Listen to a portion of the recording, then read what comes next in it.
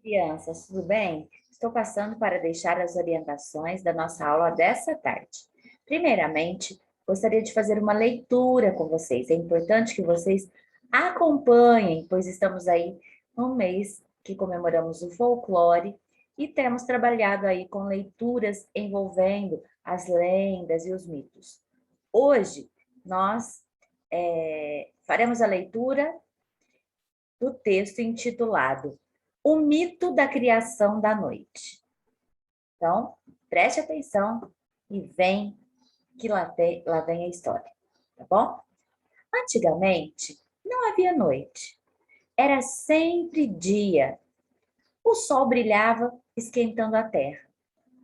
A lua e as estrelas eram como o sol. Tudo era luz e claridade na aldeia e na floresta. Os homens caçavam sem cessar e as mulheres trabalhavam sem descanso, pois era sempre dia, noite não havia. O sol fazia seu percurso até o poente, para então retornar pelo caminho inverso, de volta ao nascente. Mauá controlava o sol, a lua e as estrelas, não permitindo que ninguém dele se aproximasse. Certa vez, um homem quis saber como o sol funcionava. Esperou que Mauá saísse para caçar e aproximou-se do sol. Ao tocá-lo, o sol quebrou. O mesmo acontecendo com a lua e as estrelas. E a noite surgiu na imensidão do escuro. As mulheres mal conseguiam encontrar suas redes dentro da maloca. Crianças e idosos lamentavam-se do fundo da noite, sem ver luz. Mauá voltou para consertar o sol. Ao ver o homem que o havia quebrado, Mauá lançou-se sobre ele e o atirou ao longe. Quando caiu, o homem transformou-se no macaquinho mão de ouro, escuro como a noite, e com as mãos douradas como o sol que havia tocado. Não foi possível consertar o sol para que funcionasse como antes. O sol caminhava para o poente, mas não conseguia retornar, sumindo no horizonte e deixando a terra na escuridão. Mauá então fez com que a lua e as estrelas surgissem na ausência do sol para iluminar um pouco a noite. E é assim até hoje. Este texto foi retirado, da revista Ciência Hoje para Crianças, ou Ciência Hoje das Crianças, ok? Espero que vocês tenham gostado aí dessa leitura que eu preparei para vocês. Então, vamos lá. Hoje vamos utilizar o nosso roteiro, tá? O roteirinho de atividades. Como eu disse para vocês, trabalharemos alguns dias com o EMAI e o ler e escrever. Outros dias, nós trabalharemos aí com as folhinhas impressas. Então, qual é a atividade que nós vamos fazer hoje? Para português, nós vamos aí trabalhar. Complete as palavras do texto com M ou N. Então, vamos fazer aí um exercício de ortografia. É isso mesmo, né? Ortografia. Nós temos que aprender a escrever as palavras corretamente. Então, é importante a gente lembrar aquela regrinha que diz o seguinte: antes do P e do B, nós usamos o quê? A letra M, o M do macaco. E antes das outras consoantes, nós usamos a letra N, do navio. Então, preste bastante atenção tá? Nesse textinho para que vocês consigam preencher, completar aí os espaços com M ou com N, tá? Não se esqueça, ao término dessa atividade, de fazer a leitura em voz alta, ok? A leitura em voz alta é importante para que você vá treinando, consiga perceber como é que as palavras são escritas, consiga perceber como elas são pronunciadas e como é que nós fazemos a leitura mediante as pontuações do texto. Cuidado com o cão é o título da nossa história de hoje. Então, a história vai ficar assim, pessoal. O sujeito entra numa loja e dá de cara com um enorme cartaz. Cuidado com o cão. Preocupado, ele faz suas compras sempre atento para alguma surpresa. Quando na saída encontra um cãozinho minúsculo que cabia na palma da mão. Esse é o cachorro com que é preciso tomar cuidado? Exatamente. Mas esse cãozinho não tem nada de perigoso. Realmente não tem. Então, que maluquice é essa de colocar esse cartaz? É porque antes todo mundo pisava no pobrezinho. Olha que texto interessante. Então, para que você consiga pontuá-lo corretamente, você tem que observar essa regrinha. Eu vou complementar aqui, porque eu esqueci de falar para vocês, né, de reforçar, na verdade, que o M nós utilizamos antes do P e do B e no final das palavras, ok? Quando essas palavras tiverem som nasal. Vocês se recordam do som nasal? É aquele som que diz em, in, on, Então, antes de P e B, vai a letrinha M. E antes das outras consoantes, nós vamos trabalhar com N. Espero que você consiga completar corretamente, tá? A pontuação já está feita.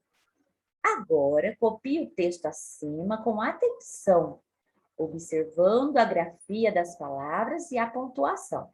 Então, vocês vão utilizar esse espaço aqui, porém, se ele não for o suficiente, ou seja, se não couber, não tem problema. Você cola essa folhinha no seu caderno e, na sequência, você termina, tá, a reescrita do texto. Combinado?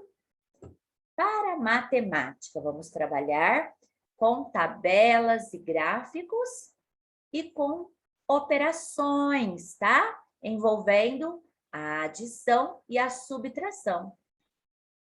É importante que vocês observem todos os dados que são mostrados na tabela. Camila é gerente de um supermercado localizado na cidade de São Paulo. Ela realizou a compra de alguns produtos para reposição do estoque. Observe a tabela a seguir. Então, esse enunciado nos mostra, né, que essa mulher, ela é gerente do supermercado, né, de um grande supermercado aí na cidade de São Paulo. E ela observou que estavam faltando alguns produtos nesse supermercado. Então, ela deveria o quê? Realizar essa compra. E assim ela observou, né? Assim ela fez uma tabelinha e nós vamos observar cada item dessa tabela. Então, vamos lá. A tabela está dividida em 4 colunas, tá? Primeiramente, produtos comprados, a quantidade em quilogramas, tá? A quantidade desses produtos que ela citou na sua lista. O valor em reais, mas o valor unitário, ou seja, de cada pacote, de cada quilo, né? E o total em reais. O valor, né, dos 25 quilos, no caso do arroz, né? o valor total do feijão, o valor total do macarrão e o valor total da farinha, ok? Então, vamos lá, observando. Quanto de arroz a Camila percebeu que teria que comprar, né? 25 quilos de arroz. O valor em reais, né? Cada quilo, 14 reais. O total, quanto ela gastaria? 350 reais. O feijão, era necessário a compra de 30 quilos, né? Cada quilo aí saindo a 5 reais, ela compraria aí, ela gastaria 150 reais. O macarrão, compraria 40 quilos ou 40 quilogramas. Com o valor aí de 4 reais o quilo, ela gastaria, então, 160 reais. E a farinha? Compraria 15 quilos. Cada quilo da farinha, 3 reais. Então, ela gastaria 45 reais, tá? Então, nesse total aqui, nós não precisamos completar a tabela, nesse momento, indicando a quantidade, nem o valor unitário, né? O valor de cada quilo. Mas sim, nós teremos que observar e calcular qual é o total que será gasto, tá? Pela Camila. Se ela vai gastar 350 reais com arroz, 150 reais com feijão, 160 reais com macarrão e 45 reais com a farinha, quanto ela vai gastar no total? Então, é importante que você se lembre. Qual é a operação que vai nos mostrar o total que ela vai gastar? Pense bem e realize o cálculo. Agora, responda. Analisando a tabela acima, qual produto teve maior reposição no estoque? Qual o valor total pago por ele? Então, verifiquem que são duas perguntas em uma. Então, a letrinha A contém duas perguntas. Qual produto teve maior reposição no estoque? Bom, o produto, né, que foi adquirido em maior quantidade. Qual é a maior quantidade que nós vemos aqui? Então, você responda aí o nome desse produto, tá? Qual o valor total pago por ele? Então, se você analisou qual é a maior quantidade dentre essas aqui que foram citadas, tá? Você vai observar o quê? O valor total que foi pago por ele. Não significa que o produto que teve maior reposição foi o maior valor gasto, né? Porque a quantidade de quilos foi maior. Porém, o preço desse produto é um preço menor que outro, talvez. Então, verifique aí na sua tabela e cite para mim qual é esse produto que foi comprado numa maior quantidade e o valor que foi pago por ele. B. Qual a quantidade total de produtos adquiridos por Camila, tá?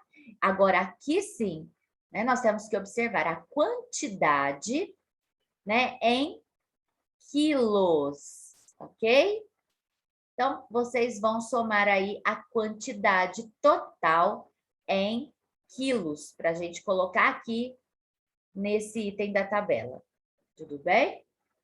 E C, qual o valor total gastos nas compras? Então, aqui, olha, vocês vão somar, né? Vocês já somaram, na verdade, e vão colocar aí o resultado e responder aqui. Quanto Camila gastou adquirindo todos esses produtos? Na próxima atividade, vocês devem montar as continhas abaixo e resolver com atenção. É importante que você utilize o caderno para fazer a montagem dessas continhas. Lembre-se que é importante organizar as contas, alinhando unidade embaixo de unidade, dezena embaixo de dezena, centena embaixo de centena e unidade de milhar embaixo de unidade de milhar, tá? Assim, você terá maior facilidade para realizar os cálculos.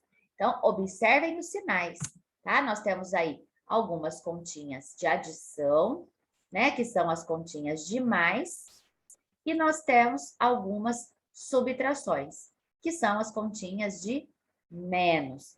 Espero que você realize com muita concentração, observando bem os numerais. Não se esqueça que numa subtração, o número maior sempre deve ficar em cima. Tudo bem? Então, nós vamos encerrando a nossa aula de hoje. Faça tudo com muito capricho e atenção. E não se esqueça, me encaminhe as fotos das atividades no final da tarde. Eu ficarei aqui aguardando, ok? Um grande abraço, fiquem com Deus e até a próxima aula. Tchau!